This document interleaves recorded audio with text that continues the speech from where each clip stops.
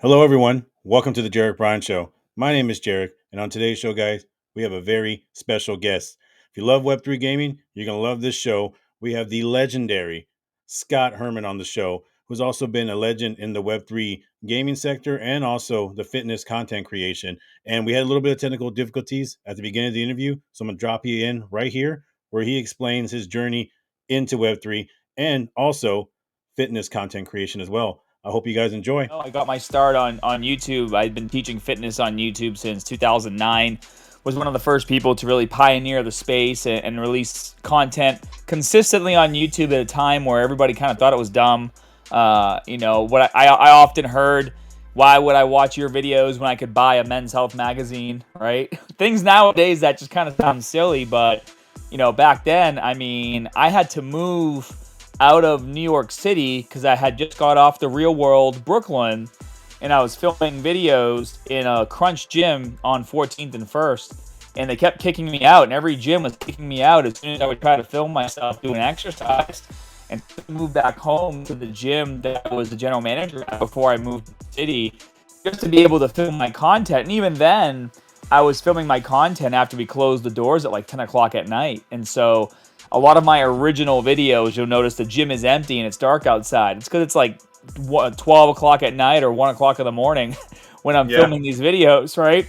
And it's so funny to think because nowadays you see somebody in the gym with a camera, you know exactly what they're doing. They're filming for their social media posting, but back then it didn't exist. And what's interesting about that is that's kind of how it is right now with NFTs and gaming and this opportunity that's in front of us, which is why when I got into crypto in 2021 and I kind of fell down the rabbit hole and I found NFTs, and then I learned exactly what they were and how they could be useful in gaming, that's why I decided to just jump all in, because I understand the technology, I understand the future of it. I've been a gamer my entire life, huge into anime, huge into comics, huge into collecting. It's just that fitness paid the bills, right? So that was always the number one business in front of me, but never stopped playing games, never stopped watching anime. I'm a huge movie buff.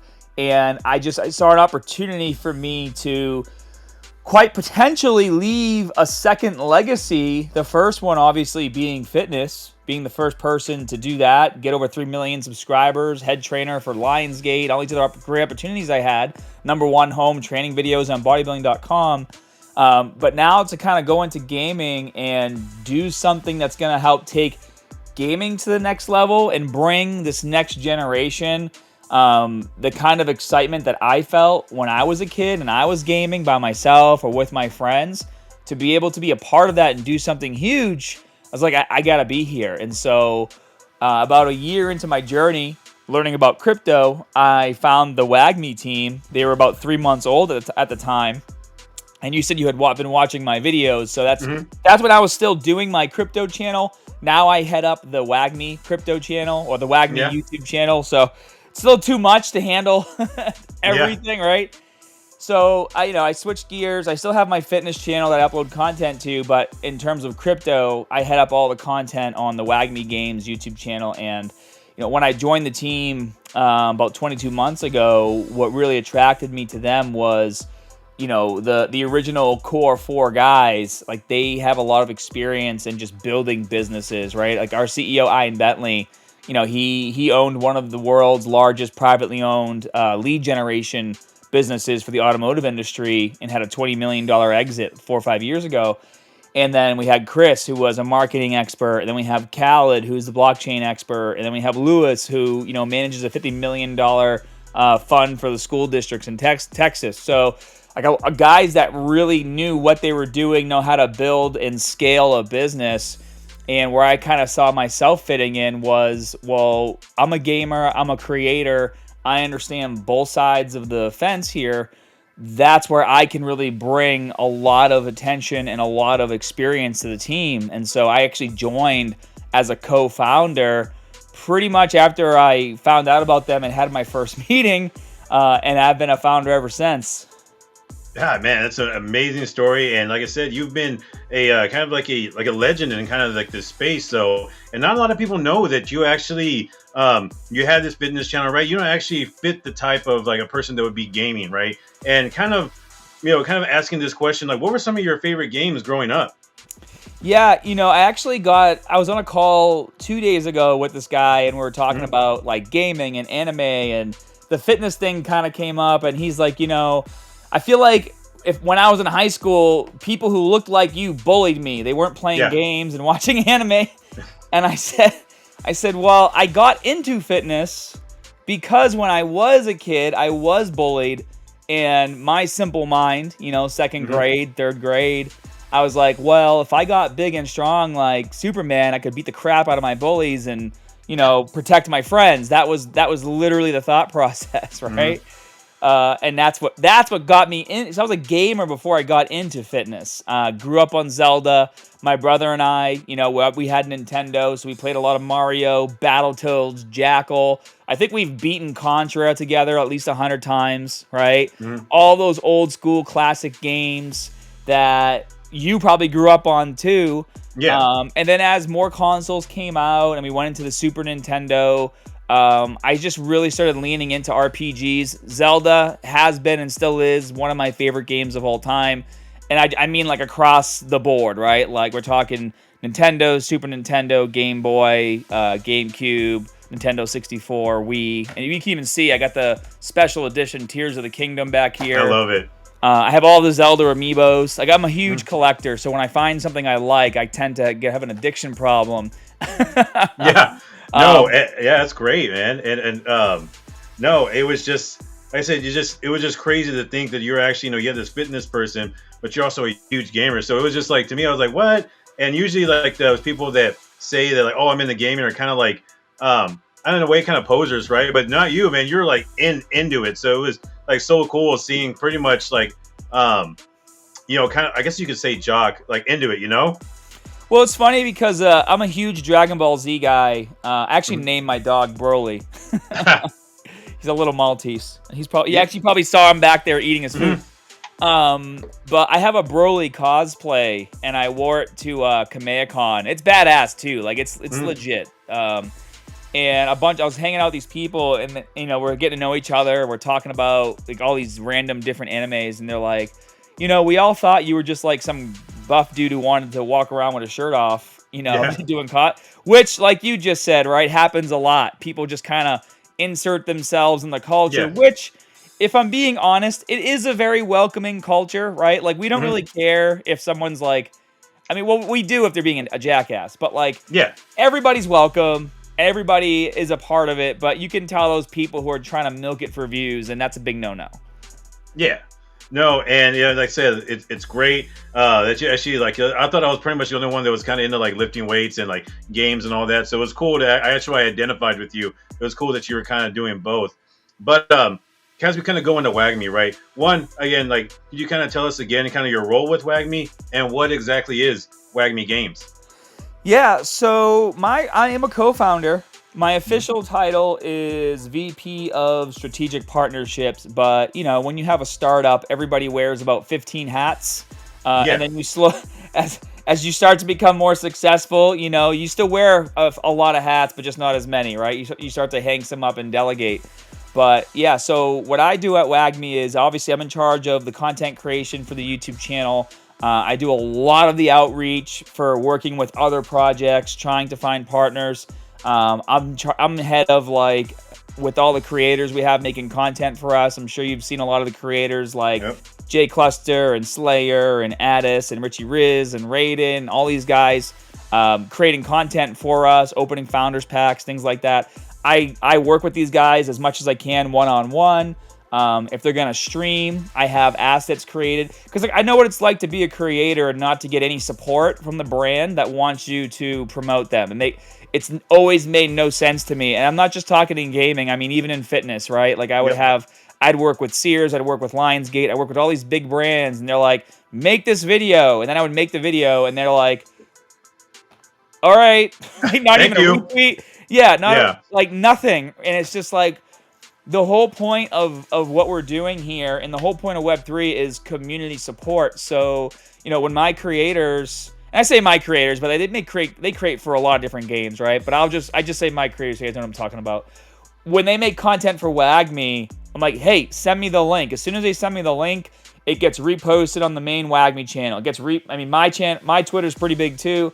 Gets reposted on my Twitter. I get comments, I get likes. I post it in the Telegram. I pin it so people see it. I post it in the Discord. I post it in our whale group, right? Like, I make sure anyone and everyone who's talking about Wagmi and making content is getting as much attention as possible. In fact, Crypto Cade did a video today opening his founders packs, and obviously as soon as he sent it to me, and he decided to do a giveaway on that post, so I'm pulling it up right now.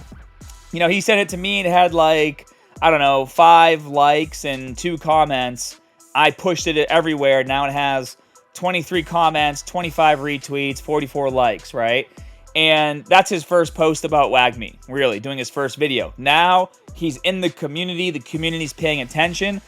As he does more posts about Wagmi, and honestly, it's a family, right? So no matter what he's doing, now the Wagmi community is dialed in, and it just goes to show that we're growing. 2 weeks ago, I got us our own category on Kick.com. And so now myself, Slayer, Raiden, and a few other guys are about to are now creating content and then streaming, using restreams. So they're doing Kick, YouTube, Twitter, and Twitch at the same time. But on Kick, what I've been doing is once the streams are over, I've been getting clips of all the fun moments. And our clip category has 20 videos, and we've only had it for a week, right? And so then what I do is I take those clips, I post them on Twitter, and whatever creator is in the clip, I tag them. And I want to help them grow. I want Wagmi to be known as the gaming studio that really loves their creators. And whether you have 1 subscriber or 100,000, doesn't matter. If you're making content and you're excited and you enjoy the game, everybody can win. There's billions of gamers in the world. There's $205 billion in gaming. There's plenty of room for everybody to grow. We're all gonna make it, right? It's in the name. It's literally in the name. Mm-hmm. So Wagmi Games is our franchise studio name. Our first game, mid-core tower defense strategy game, is Wagmi Defense. So that's our first game, and the goal is to create more games moving forward, right? Starting with the initial one. We're in our beta right now. We're going to be moving into soft launch this month. We globally launched, hopefully by Q1 of next year.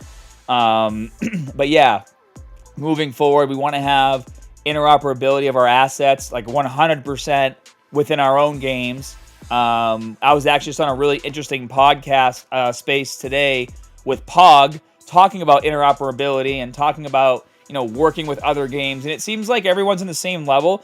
There might be obviously some issues that pop up with different chains and things like that, but I can tell you there's already solutions that have been created and are being tested where it doesn't matter where you're building or what chain your NFTs are on.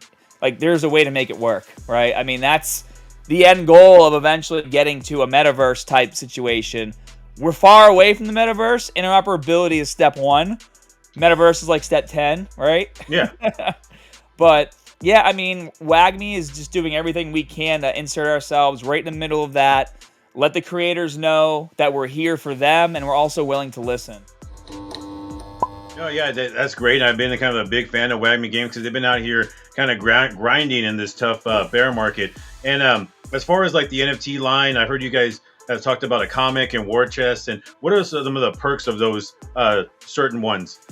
Yeah, that's a great question. So what's really cool about gaming, again, this is another opportunity that really kind of resonated with me, right? When I first got into Wagmi and learned about NFTs is you can now take things that might be related to the game, like merchandise. So for example, we're going to be raffling these off soon. This is a Human Emperor 3D printed statue, right? Oh, sweet. Cool. So this can actually have a token NFT that's related to it. And if that NFT is in your wallet when you're playing our game, maybe it gives you a special skin in the game, right? So now you're no longer just purchasing a cool statue. It's a cool statue that comes with something that gives you in-game utility. So with the comic books was a collection of 5,973. And it's a very specific number because if you read the comic, which anybody can go to OpenSea right now, you can type in Nephi Wars, and you can click any of the comics, and you can actually read it. We were the first company to come out with a readable in NFT comic where you don't have to own it to read it. And we actually did the launch with GameStop when we were on their L2, but we have since moved it to OpenSea for reasons we can get into later. But it was a big deal when we launched it with GameStop on their marketplace last December.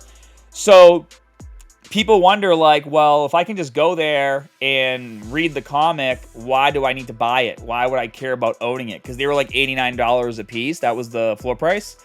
And it was, well, if you purchase the NFT, you actually got a physical copy, right? Which all you had to do was pay for shipping. And then on top of that, in the game, as long as that NFT is in your in-game wallet, once we start moving into soft launch, global launch, you're actually going to get a comic exclusive war chest every single month. And if you have 10 comics, that means you're getting 10 war chests. And inside those war chests is going to be in-game items like our soft currency to like level up your characters and things like that, right? But there's going to be comic book variants of the characters in the game. So just to be clear, we're free to play. And whether you have a comic variant of General Figu, a regular variant of him, or a Founders variant of him, when you play him in the game, it's the same character. But if you're a collector, it's like, well, I want these different variants because the same reason why From Here Up is about 300 Funko Pops that you can't see right now. Right? So it's more or less just kind of digging into the collectability and fun part of that. So if you're into that sort of thing, of course, you're going to be wanting to buy, sell, and trade these NFTs. In fact, our Founders Packs, one pack is $150, and you get all 32 cards. Mind you, you can get the beta version of these cards by playing for free. You can still play the game with the same characters, but obviously, I want the Founders Edition because a year from now, people might want those. It's like having Season 1 Fortnite skins, right? Yeah.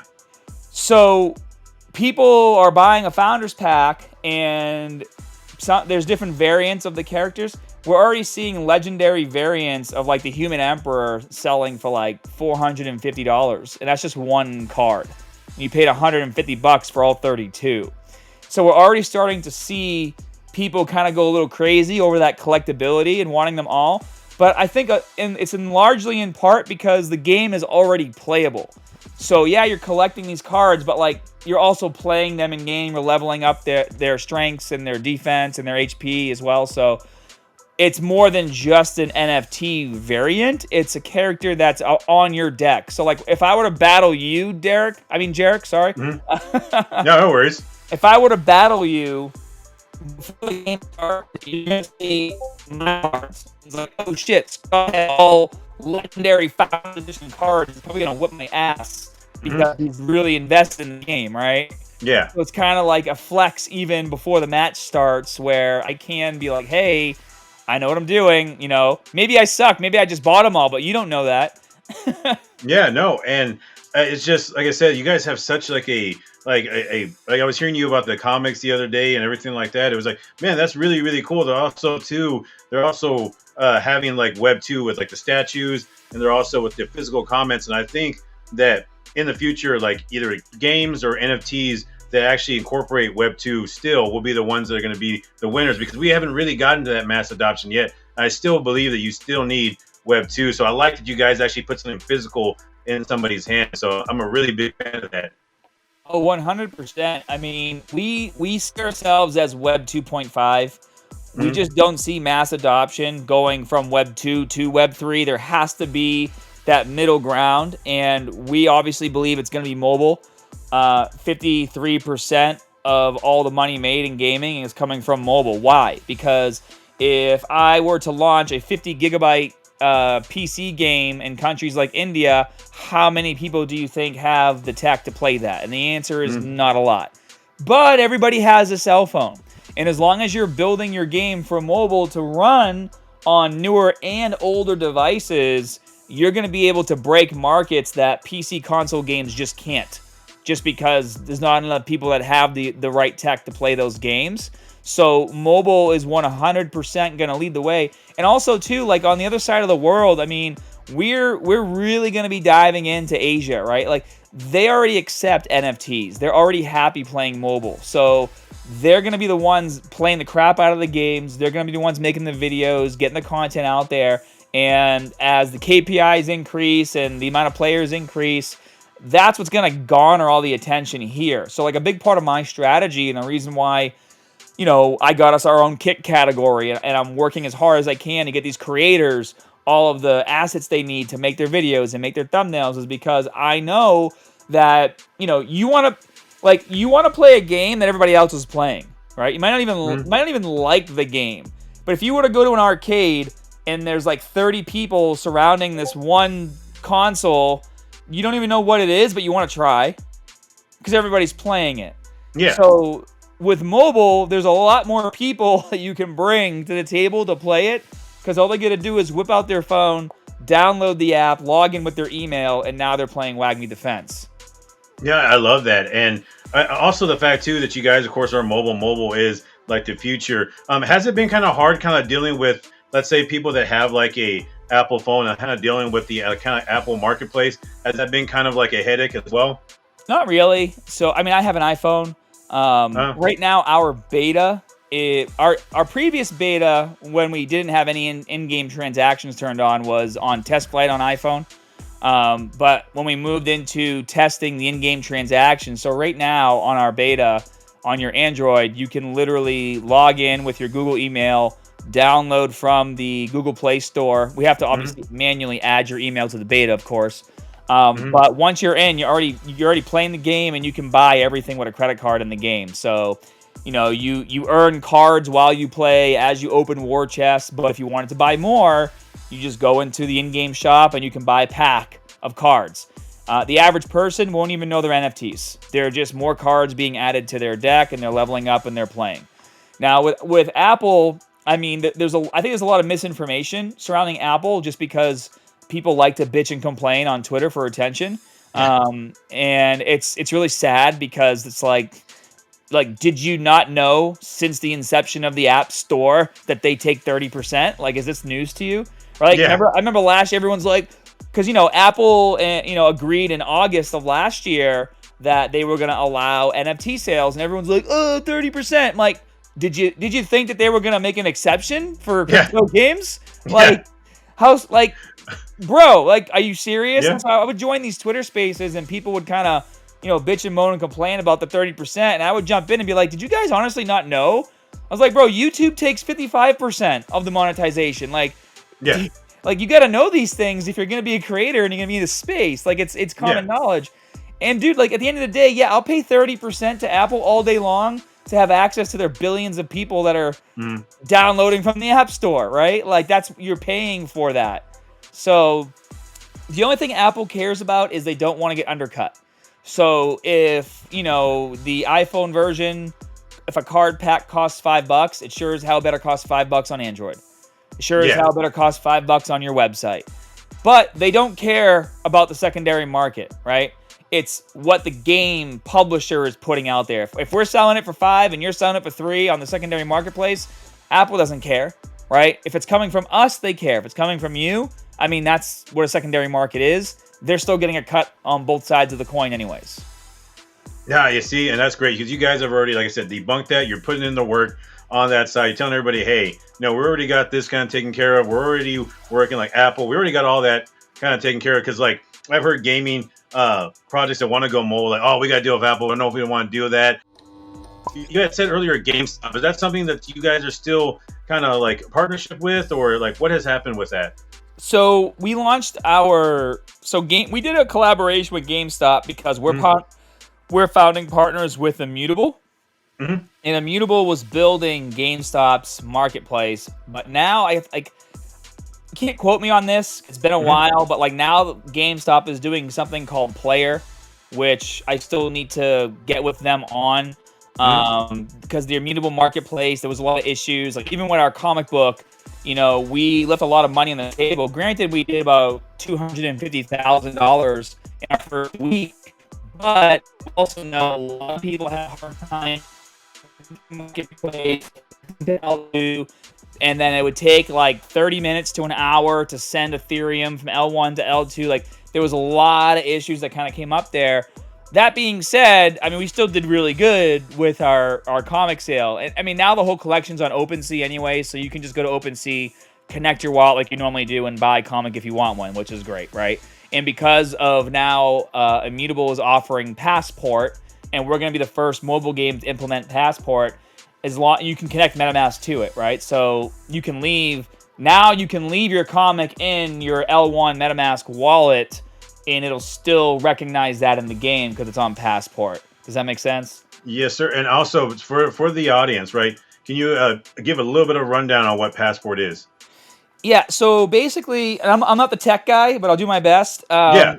From what I understand, it's literally, it's putting all the technology under the hood. Mhm. So right now, because we were waiting for Passport to be built, we're using a company called Magic, right? So if you were to download our game from the App Store and log in with your email and play the tutorial, like you're literally logging in, playing the game, building your first deck, and then going to battle within like a minute or two, right? Like that's how Mhm. gaming is supposed to be. While all that's happening and you finish the tutorial, it's gonna say, "Hey, do you want to try an alien deck or a human deck first?" And you say, "Oh, I want to be aliens." Then you click on aliens. You get 6 cards. You put those cards in your deck. Then you go battle. Well, you just got 6 NFTs airdropped in your custodial wallet, and you don't even know you had one, right? That's how it needs to be.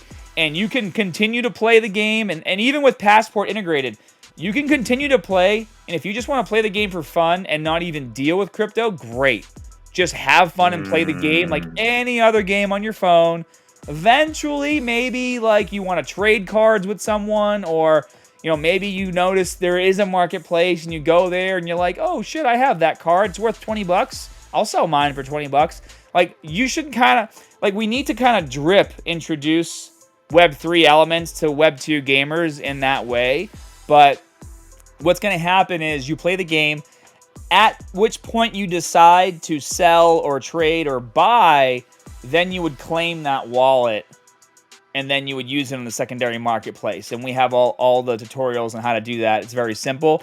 Passport makes it even simpler. I think it all just happens automatically on the back end. Ah, that's great. I love the fact that you guys are trying to basically like onboard kind of like regular people that don't really want to deal with crypto, because nowadays, of course, like you say crypto and you get kind of laughed at like at Thanksgiving, kind of like what Alex Becker says, like Cardano holders get laughed at when they bring up Cardano and stuff like that. But yeah, no, it's just great that you guys are integrating that. But as a gamer, right, as someone that's been gaming for quite a while, how do you personally feel about NFTs in video games? What is your personal take on it?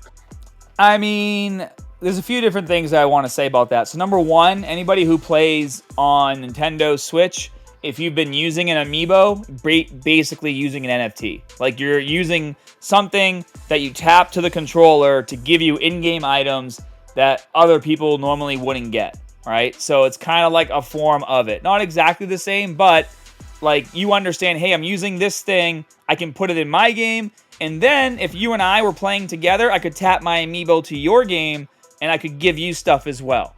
Now, maybe we're not exchanging between each other, but it's like you understand the concept, right? Of being able to use something in multiple games. I used to always get irritated playing games like RuneScape, for example. I played that all through college. Like, I have a lot of really rare stuff still in my bank, which I probably could sell if I wanted to jump through hoops. I'd much rather list it on a secondary marketplace and be able to sell it.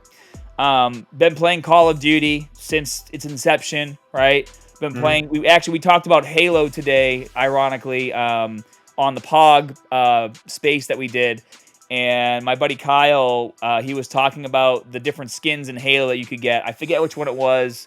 It might have been Halo 3 or Halo 4, but there was one where you could get like samurai armor and a samurai sword, right? It was really cool. And I was like, yeah, I remember that. I grinded for those. I don't play Halo anymore. I could sell those now if I still own them, right? It wouldn't really bother me. Or now they're coming out with Warzone, a Warzone version for Halo. Shit, I'd boot up my old game and pull that armor, and I'd wear it in Warzone. In fact, I might be more inclined to play the Warzone version of Halo because I can take armor from my other game and use it on this character. Just a skin, right? Kids playing Fortnite, you know, they would love to be able to buy Season 1 skins, but they can't. Or people who have Season 1 skins, just like you're seeing in Big Time right now. All of us that played, you know, for the last year and a half, we have all these items that people now want because now all of a sudden Big Time turned the key. They went into preseason. You opened up all your space. You got all your Time Wardens, all your Forges, all your armories. I mean, shit, I sold an Hourglass today for $125 in 5 minutes, right? Like, literally. And why did it sell so fast? Because, well, I bought a shitload of space. I bought a lot of mystery boxes. I got, like, 16 Time Wardens. So my shit's always crafting.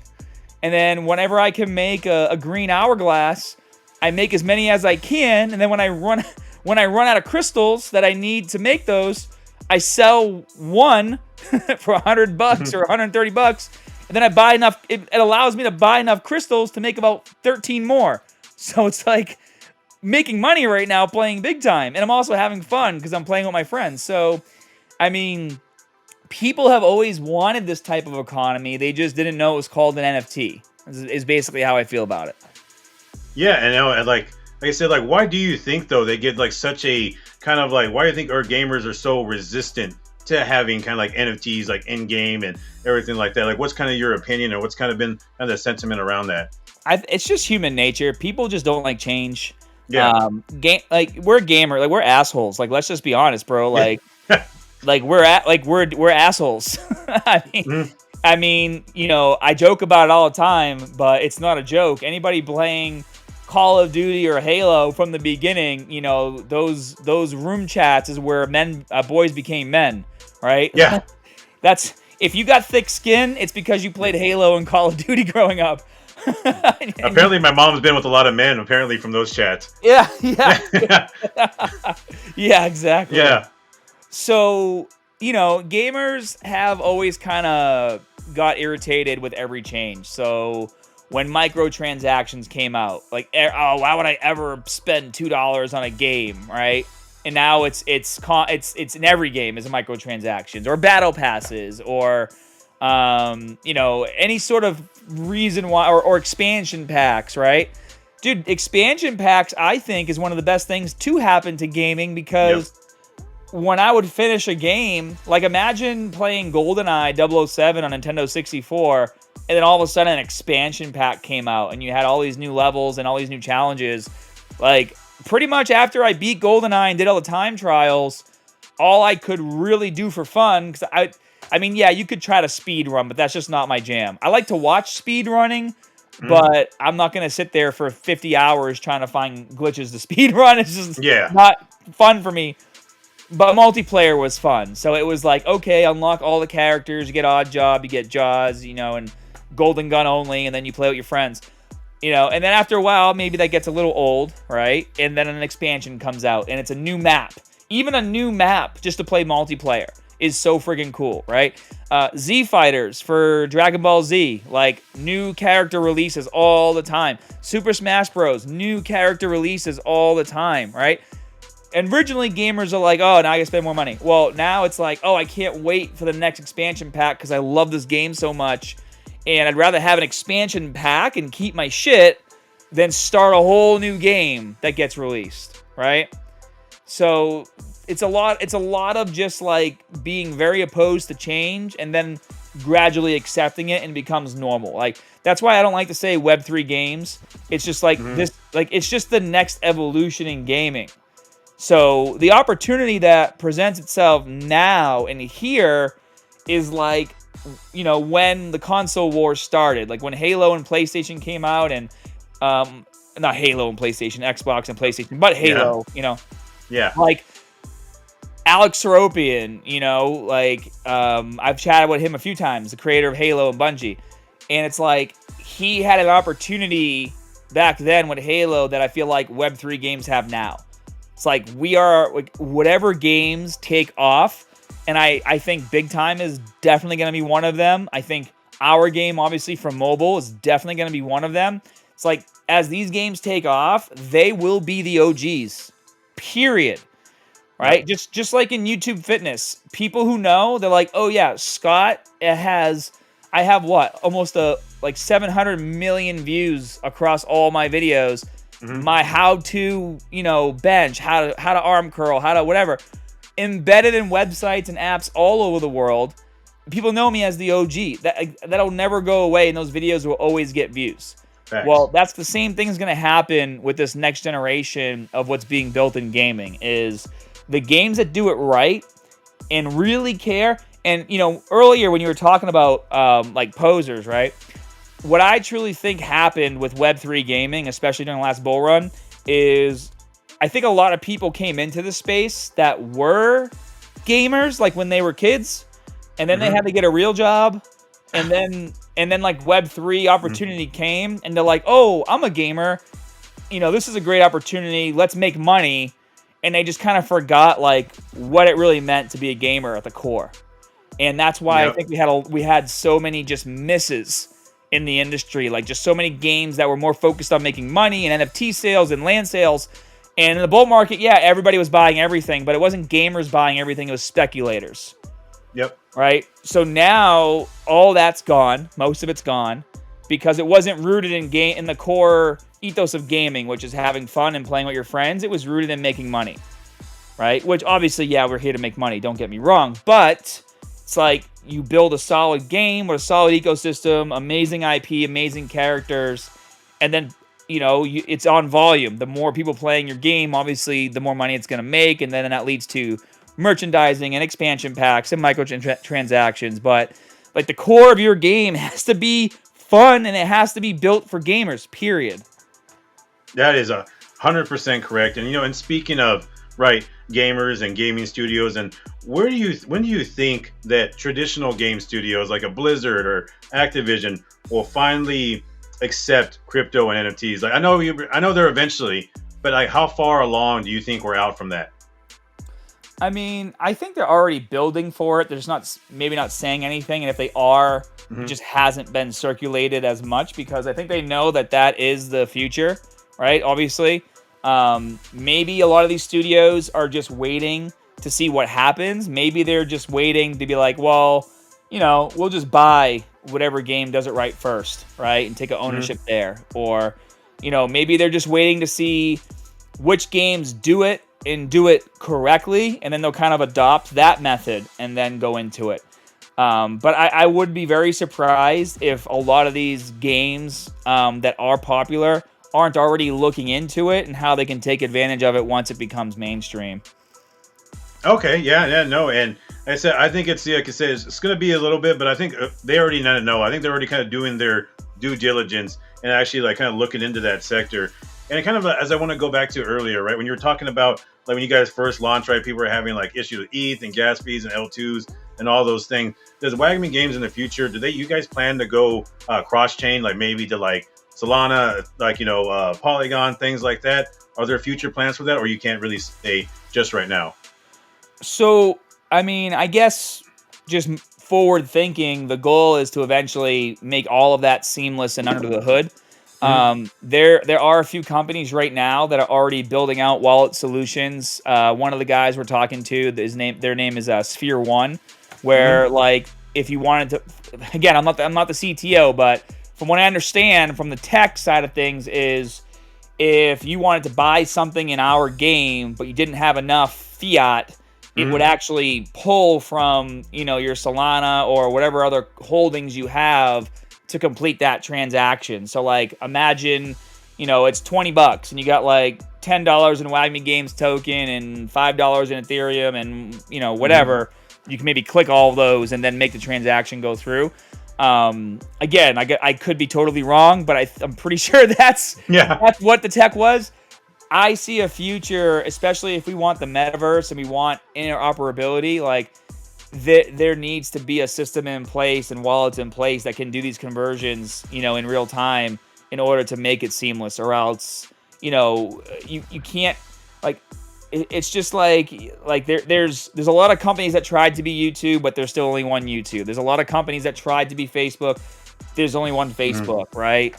So it's like, eventually, there'll be some competition, but everybody knows, like, they need to work together in order to really have mass adoption, because just on the gaming side, like, if there's a really popular game on Solana and they want to do a collaboration with us, well, how do we make that happen and not confuse the shit out of everybody? Yeah. Right? Like, there needs to be like, hey, just click here once, get your asset, and then play this game. And then when you're done, take it to our game and you can play it there too. No, I said I agree. Like, a rising tide lifts all ships. So I think we all can win and we can all collaborate and kind of be together. I think cross-chain is the future. Kind of like none of this that crypto tribalism or anything like that. And you said a Wagmi token, right? And you kind of explain how the Wagmi token kind of works in the Wagmi ecosystem. Yeah, so what's really great about the Wagmi Games token is it's a full utility token. 87% is out in circulation, so you don't have to worry about any like timed releases or anything like that. Solid market cap, I think we're at like $20 million market cap right now. Hit an all-time high of 65 million a few months ago, which is really cool. But, imagine using the in-game token like you would V-Bucks or COD points. Like, gamers are already used to buying a token and then using that token to make in-game purchases. So, for example, like, if you wanted to buy our Battle Pass, you have to spend X amount of Wagmi Games token. Even if you're buying it with your credit card, the conversion would happen on the back end, right? That's what these wallets are for. Or if you wanted to enter a tournament, okay, the tournament fee is 10 Wagmi tokens, just using an arbitrary number. Okay, well, then you'll just buy those 10 tokens, and then you'll use that to enter the tournament. Some things that I want to do in the future as well is, as you're playing the game, and Big Time is already doing this, and it's working very well, is they have portals you can enter for free. And then they have portals where you can spend like 5 Big Time tokens, and then you're offered better prizes, right? Or a better chance of getting better prizes. So we had already been thinking about implementing things like that in our game where, if you have... So in our game, you have a system of being able to level up the rarity of your cards. So when you play the game, you're earning mostly common cards. If you get 5 commons of the same character, you can burn those to create a rare, and then 5 rares create an epic, and then 5 epics create a legendary. So it's about 125 cards that get burned. In fact, if you go to Immutable and go to a Mutascan right now, you can see people doing that all day long as they're collecting cards and trading and buying what they need on the secondary marketplace. Now, if you have a common, let's say Alien Emperor, and a legendary, the legendary looks cooler, but like, what's the difference in power? Are you paying for power, or is it just a physical thing that looks different? Well, there's like a 5% difference in power from legendary to common, which isn't enough to really give you like an edge, but it's enough to make people like me who, want that 5%, right? So it's like, it's just bringing some fun to the game. And of course, right, like, there's not going to be as many legendaries out there because it takes a while to make them. So once a season ends, so, you buy your season pass, season ends after 3 months. Once all those season 1 cards are done and we're into season 2, if you didn't get a legendary Alien Emperor, but you still want one, well, now you're going to have to go to the secondary market and buy what you need, right? Again, and when we move to season 2, it's the same cards you play on the map. It's just you can't take a season 1 to level up a season 2. Does that make sense? Yeah. So it's collectability, right? Having fun with collectability. So, what was the question again? No, the Wagmi token. Like, oh yeah, the token. Yeah. So let's say you need more, epic variants of some of your characters. well, okay, I'll spend 5 Wagmi tokens to enter this battle, and then that's going to guarantee me a war chest that gives me epics. Or this one guarantees me a war chest that gives me rares, right? So there's really interesting ways that you can incorporate the token in a way that makes sense, because as a gamer, sure, I can sit there for 8 hours and I can grind, or, yeah, shit, I'll spend 5 Wagmi tokens, which is like 50 cents, and go in this specific battle, and if I win, I know for a fact I'm getting something I need, right? Mm-hmm. Like, that to me as a gamer makes sense, because I'd rather spend 2 hours grinding than 8 hours grinding, because I have a full-time job, a family, and other shit I want to do. I'm not 15 years old anymore. Yeah. No, that makes total sense. And I don't know if you can kind of comment on this, just because, like I said, it may not be your sector and everything like that, though, but kind of like the Wagmi, like token in a sense of like some of these other gaming tokens too as well. You know, with you get like certain perks and prizes. Like, has that been kind of a headache to kind of deal with the looming kind of like regulation coming, like the SEC and all that? How have you guys have tried to kind of like work around that as well? Yeah, so I mean, we've been very careful with all of our terminology to make sure we're SEC compliant. Probably be a better question for my CTO to answer, again, getting into the nitty gritty of all of it. But I can tell you that we have been very aware of like what's happening around us, right? We're not just having our blinders on and just ignoring it. But yeah, I mean, there's obviously specific things you can do and can't do. So for example, a lot of NFT collections, you know, they are securities and they were sold as securities and now they're getting in trouble. So we've made sure that anything that has to do with NFTs in our game is not a security, because we don't want to get hit with a fine or get shut down. So these are definitely conversations that are happening internally. It's just not my department. So no, and I like that, Bill, but you guys are having them. That's 100%. Yeah, I mean, again, like, we want to be the game that bridges the gap between Web 2 and Web 3. And so, I mean, everything we're doing, and people think it's easy to make a game. Like, some of these other studios are like, yeah, we have 10 games. And I'm like, ain't that good, bro? Like, yeah. It doesn't, you know, we got guys on our team. We got Brent Pease, was the general manager, director of operations at EA, is our COO. We got Esteban Gil, did the in-game economy for Apex Legends, mobile, Garena Free Fire. We just onboarded Ed Del Castillo, the founder of Liquid Entertainment, one of the visionaries behind Command and Conquer. He's one of our advisors. The principal experience designer from EA redid our entire Fatui, right? First time user experience. It's like, and we've been at this for 22 months. It takes a while to build a game and build a foundation and do it right. Like anybody who's coming out in Web3 that says they're building 10 games, like, I would just run. I would run away as fast as I could. When I first got into crypto, I'm like, yeah, 10 games. This is sick. Now that I actually know what the hell I'm talking about, like, whoa. Yeah. Easy there, buddy. But see, you guys are taking care of these things, like accordance, like with the App Store, right? And with also too, regulatory concerns and things like that. You guys are at least thinking about that, right? So I like projects that forward think and kind of get ready for kind of like those kind of troubles that could happen up ahead. And they weren't just kind of, because like I said, Bull Run back then, nobody really cared. SEC, what? We're having fun.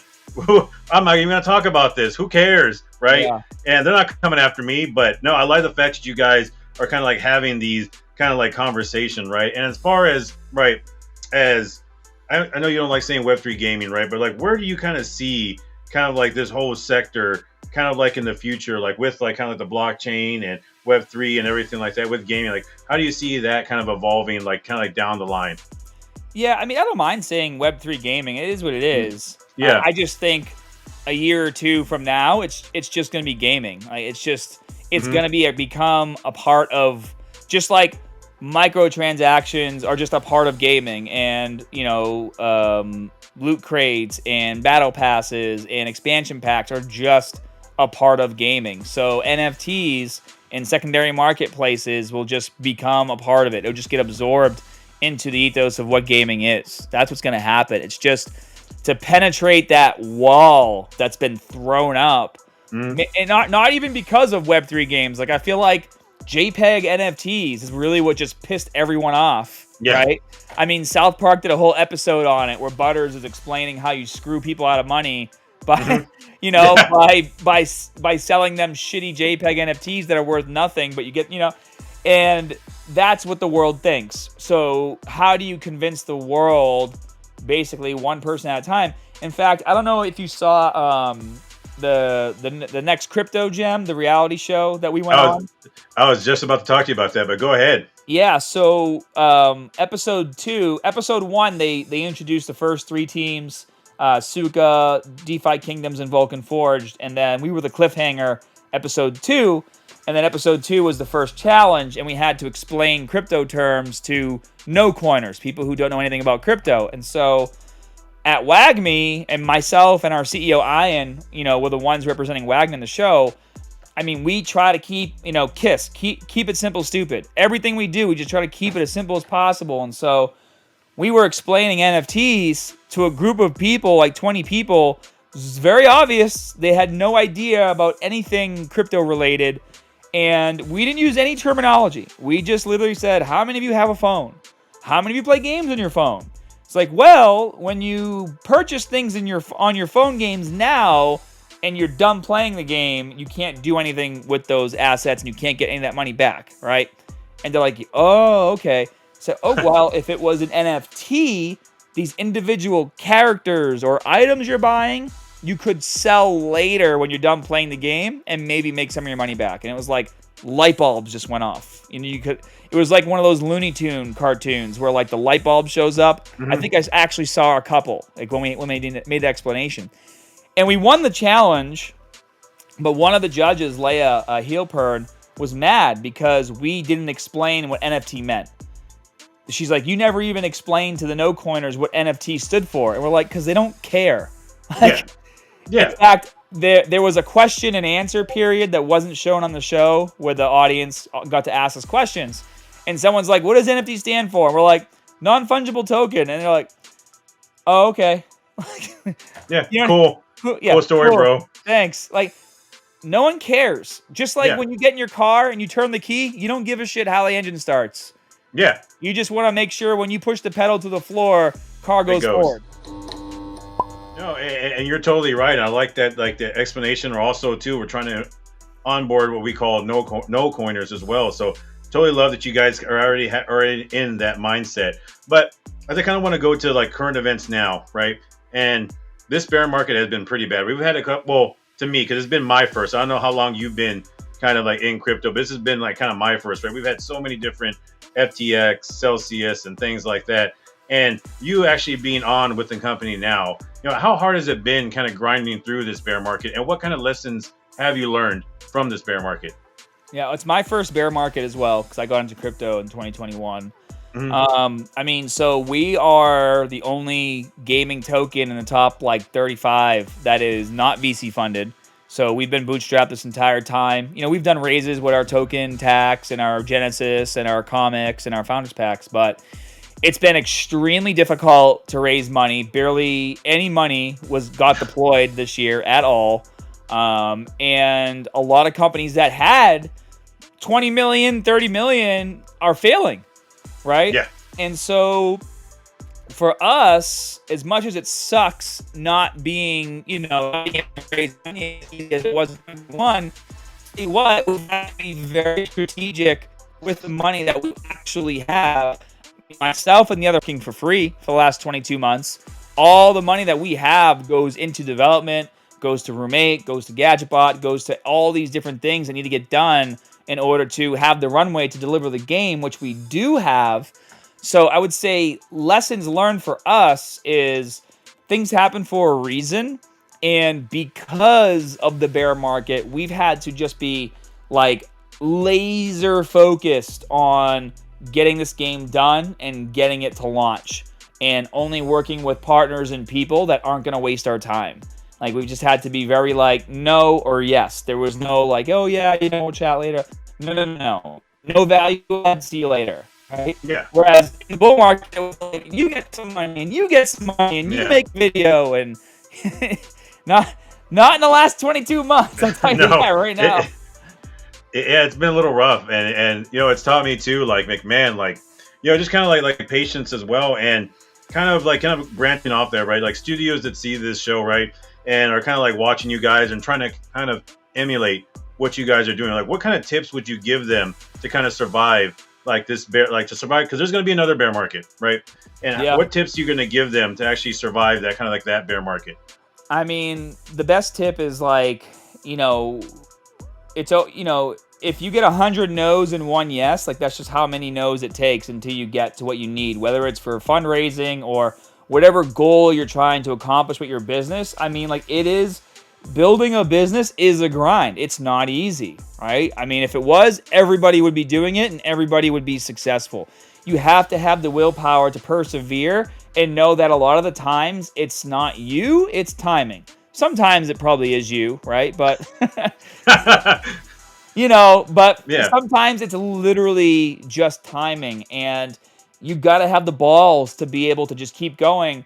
One of my biggest recommendations, I would urge anybody building right now, especially in gaming, go watch friggin' The Toys That Made Us on Netflix. Shit, go watch the Tetris movie.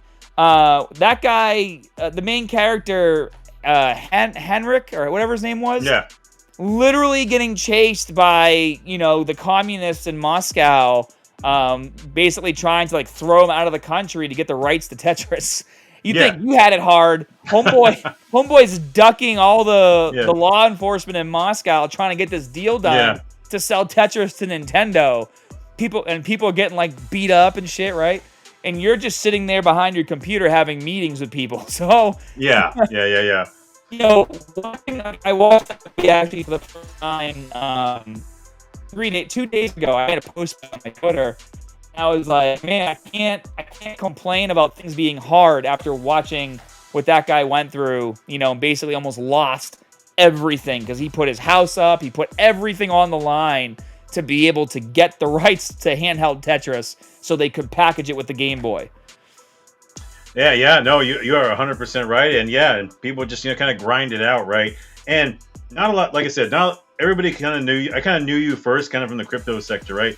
But also, too, you're a very huge fitness following, right? And you have been successful in both kind of like arenas. You have had successful content creation in fitness and also in crypto as well. Like, what kind of tips would you give someone who's trying to be good at one thing? Because you're like an anomaly. You've been good in both. So, like, what kind of tips would you give for someone creating content, even someone creating content right now in this kind of bear market is trying to start and try to make the name for themselves?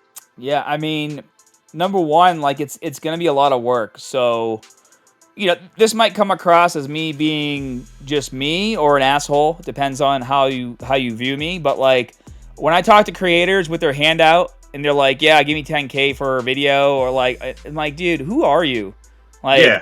Like, who do you think you are asking for this ridiculous money for, like, there is no ROI most of the time, especially in a bear market. And even if you do have 50,000 subscribers, right? It's like, who the hell do you think you are? Just like only making content for people that pay you. And I'll tell you the reason why I say that is because when I first started making content for my fitness channel, I was making I didn't even know you could make money on YouTube. I was doing it because it was my passion. And I realized this was my opportunity to teach fitness to the world, which is why worldwide I am known, because my videos did that. So I would make a video, I would post it on YouTube, and I would answer the 3 comments that I had, right? Then I would post video number 2, and then I would answer like the 5 comments I had there. And then I would go back to video number 1, and I would reply to the people that replied to me replying to them. And then I would upload video number 3, and I would answer all those comments, go back to video 2, reply to the replies, go back to video number 1, reply to those replies. I did this up until I had like 30 or 40 videos. It would take me 8 or 9 hours sometimes to go back and go through every single comment. That's how I built a community, and that's how I built trust in my community. And that's why I was able to be successful, because I put the work in. Now, don't get me wrong. There's absolutely nothing wrong with getting paid for your work. Like, your time as a creator does have worth, but like, you need to show these companies that you want to do work for that you actually have an interest in their game, right? Like, I get DMs all the time, hey, do you want to do a partnership? I have all these subscribers. I'll make this video. I'm like, what's your favorite thing about my game? Oh, I like the graphics. Wow, thank you. So I bet your video is going to be amazing too once you make it about. It's like, here, and think about it this way, right? Like you think Call of Duty or Fortnite gives a shit about the creator with 10 subscribers making a video? Like, no, they don't. They don't even care if you have 50,000 subscribers. You got to be one of the top dogs before they'll even think about talking to you, right? That's just the way it is. So if that's how it always has been in the largest section of gaming, when you move into Web3, what makes you think just because there's not a lot of people here, it's not the same way? And what I mean by that is, like, you got to put the effort in. Like, the guys that are creating for us, I take care of my guys because they put the effort in before they asked for anything, just to show that they were actually invested in the game and the content and, you know, gameplay and the community, right? Because those are the kinds of people that I know are going to go above and beyond of what I even asked them to do. And those are the kinds of people that I want to work with because that's how I was. Again, I'm not speaking from a founder right now. I'm speaking from experience of making content since 2009. 13 years of making content, almost 14 years. And I'll tell you, as a content creator, you have to be consistent and you have to be willing to put the work in. Like I said, I've been here 22 months building Wagmi. I haven't pulled a paycheck yet because I'm building a business. My co-founders haven't pulled a paycheck yet because we're building a business. When you're making a YouTube channel, I hate to break it to you, you're building a business. Yep. You should expect to grind your balls off until it takes off. And I can still tell you, I remember going from 9 subscribers to 10 subscribers and being fucking overjoyed that I hit double digits. Probably made a post about it, right? Yeah. And then I hit 100 subscribers. Holy shit, 100 people actually want to watch my videos. This is the coolest thing ever. And then we hit million subscribers, and then 2 million subscribers, and almost 3, like 2.8. The point is, I still, even now, when I post content, at least for the first hour or two, I answer comments and reply to people. When I post on Twitter, that's how we met. I reply to people. I go in my DMs. I reply to people. I'm always networking. Like, social media, just because you now have access to the world, doesn't mean the world gives a shit about you. You got to put the work in, and you got to show that you're a real person. Yeah, I love that answer. And, you know, people tell me all the time, too, like, I just started out maybe about 2 months ago, right? But I've always kind of wanted to do this, so I finally went ahead and did it. But people say, like, dude, you should definitely, like, maybe, like, you know, like, charge people, right? And I would get people in the DMs, like, you say, like, hey, like, you should charge this, that, and this. I'm like, no, I really haven't really made a name for myself right now. I think I just want to kind of build this. I kind of knew going into this, it would be about a year or two before I would even see any kind of money. I was just kind of doing this because, like, hey, you know, I think I can bring some value to the space, and I just want to kind of put this show on. And, you know, hey, if I get paid, I get paid. If not, you know, kind of like, oh, well, but at least it would open doors for me to kind of get in. Like I said to you, I never thought I'd be here talking to you right now. And this is almost like I said, this is like super worth it. So yeah, man, I really appreciate that kind of advice that you kind of gave to, it was mainly for me though too, but mainly for me. Yeah, I really appreciate that. I think there's a video clip of Ice Cube, you know, and everyone probably seen NWA, right? And this is like 90s, before social media, right? Like he's like, if you're not willing to grind for 7 years, you don't deserve to be rich, right? He said something like that. And like, again, we forget because now we live in this world of social media and everything is one touch away, right? Where, like, think about what they went through, how many concerts they probably did for free just to get their name out there. And it's like, now we feel like we don't need to put that kind of work in. I'll tell you this, like, if you want to work with a brand, maybe offer to give something away, right? Like, we have one of the benefits of having NFTs is when I do my live streams, I give them away. So when people reach out to me like, hey, I want to do a post about Wagmi, can I have some NFTs to give away? Sure. Of course you can have NFTs to give away. Because then what that's also going to do is show us just how in tune your audience is with your comments and with your content. Because a lot of people, I hate to admit it, their shit is fake, right? Yeah. I get DM'd on Telegram and I call people out. And they're like, hey, I want to make a video and blah, blah, blah. And here's my rate sheet. And I go to their YouTube channel and I comment. I'm like, why are you buying for comments, bro? And they delete me right off the Telegram. Yeah, no, it's weird to kind of see that kind of happening. And like I said, I really do appreciate that advice too as well. And it still kind of like lights a fire under me as well in creating content. I mean, I think you're doing a great job. I mean, like, everything is well put together. You're organized. You know, you have a great background. Your channel set up great.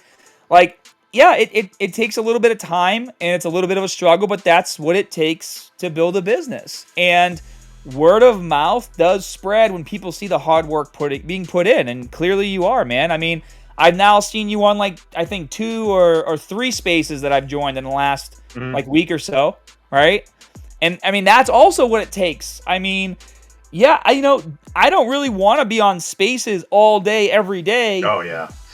I mean, I like it, right? But I also like to eat, sleep. Yeah. I like family. Those things. Yeah. Maybe talk to my wife and daughter a little bit, right? Like, I like to do those things too. But, sacrifices have to be made when starting a business. And so today I was on the Pog space, doing my meal prep. And then, like, whenever I had something to say, I'm running over and washing all the chicken off my hands. Then I'm like unmuting and talking shit for like, a few minutes. And then I go back to mute and then back to listening while I'm doing my meal prep. Like, I'm not just sitting here in my chair, hey, like, no, I have shit to do, just like all of you guys at home watching right now, just like you, Jarek, right? Yeah.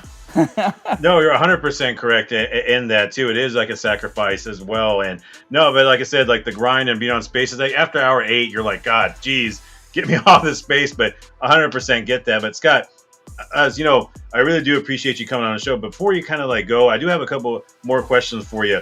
Scott, not only as Wagmi Games, right, but also as a content creator, like, where do you see yourself, like, in the future, like maybe like a year from now? Where would you like to be? So I talk to my wife about this a lot, actually, because I just turned 39. Oh, you look young, man. Hey, that's the plan. Yeah. I'll be 40 next year, and as much as I love fitness, like, am I going to be making fitness videos when I'm 50 years old? All right. It's like, I could, but no one's going to care because they want the next generation. That's just the way the industry is.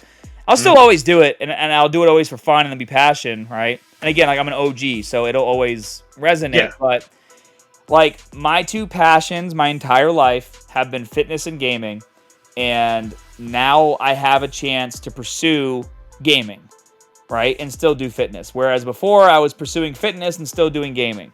So I've made that switch. Gaming is now what I focus on, 99% of the time.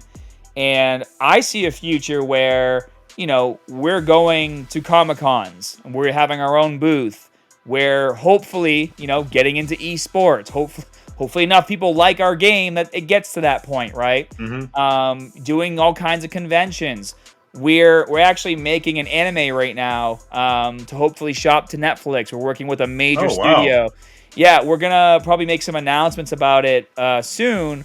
But yeah, like, we have original story, we have the comic book, we have IP, original characters. So, it's really easy for us to be like, well, not easy, but like, okay, let's work with a studio. And I'll tell you right now, the studio we're working with already has anime on Netflix. So, like, we're making an animatic. It's like a 50-second treatment that you would shop, right? It kind of shows the world and the characters, right? That's how you get a anime bot, right? Yeah. Doing stuff like that, getting more into merchandising. Like, shit, I have 300 Dragon Ball Z Funko Pops. I should have 300 Wagmi Defense Funko Pops, right? I see myself just really diving into the Wagmi Games ecosystem to the point to where, like, I'm at an event emceeing, you battling other people and talking shit. Like, yeah, Jared, he's terrible, but we love having him here. Like, that's the future that I see for myself with Wagmi Games. Like, just really pushing the envelope, bridging the gap between Web 2 and Web 3. And, like, for the next 10, 15, 20 years, I mean, yeah, I would love to be doing gaming because gaming is fun. Gaming, and it doesn't matter if you're young or old. All that matters is your KD ratio, right? Yeah. No, 100%. And also too, before you go, I want to talk to you. Were you in a full suit of armor? Oh yeah, so I was gonna bring that up. So at NYC NFT and on the next Crypto Gem, when we got introduced on the Crypto Gem show, it was me getting suited up in the armor, and then we did the whole presentation with me in the armor. It was hilarious. And then at NFT NYC, we brought the armor. That's not the real helmet. That's like a helmet stand, right? That one just glows. The other one I put on, I can see through the eye holes. So I walked from the Javits Center to Times Square and back. It took me 2 hours, 1 hour each way. It's a mile walk there, mile walk back in an 88-pound mech suit, right? And people were like, oh man, how much is Wagmi paying you to wear this thing? I was like, I'm a co-founder, man. I'm bleeding for the community right now. There you go. But blood and sweat. You know, and people might feel like that's beneath them as a founder. It's like, that's the shit I live for. It's like, even Ian is like, dude, are you okay? Because I was getting tired, sweating my balls off, and I'm like, just take the photos, Ian.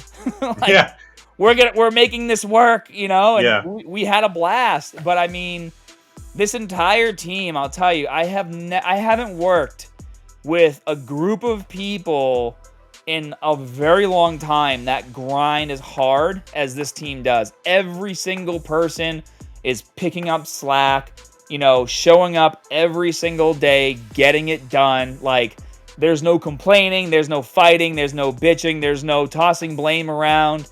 It's, okay, this happened, how do we move forward? Okay, this was great, this was amazing, what's the next thing? There's no complacency on the Wagmi team, and I think that's really gonna be what allows us to build in the bear and then bask in the bull, hopefully soon. That's great. And the Crypto Gem, like, where can they find that at? Yeah, so you can go to download the Distro TV app on your phone, Android or iPhone, distro.tv, and then once you download it, go into the on-demand section, type in Crypto Gem, it'll pop right up. Oh, that's great. And, you know, Scott, I appreciate you coming on, man. This has been, you know, great. And like I said, you're a real legend in the space, in both spaces. So can't say enough. Thank you for coming on. But before you go, is there any community members you want to shout out, or anybody you want to shout out, or anything else you want to say before you go? Yeah, I mean, obviously, shout out to the Wagmi Games community, you know, one of the most supportive communities in the space, the rest of the team, obviously. Everyone's just working incredibly hard. And I will say, you know, again, our DMs are always open. So if you need something, want to get involved with us, you can follow me on Twitter, Scott_Herman, very easy. Go to the official Twitter. Like, if you want to go to our website, if you want to go to our Telegram, our Discord, all the official links are in our Twitter, Wagmi Game Co. So make sure you go there and then go to the link tree, and all the links are there. Don't want you to get scammed clicking the wrong links, guys, okay? And if you still are not sure, DM me on Twitter. I'll help you out. He will answer. He answered me. And, you know, like I said, Scott, thank you for coming on. Guys, this is going to wrap our show. If you like content like this, please like, comment, share, subscribe, download. Follow me on X. Follow Scott Herman on X. I'll have all their stuff pinned down the bottom. Wagmi Games, everything like that. And I'll see you guys around on the next one. Take care. See you guys.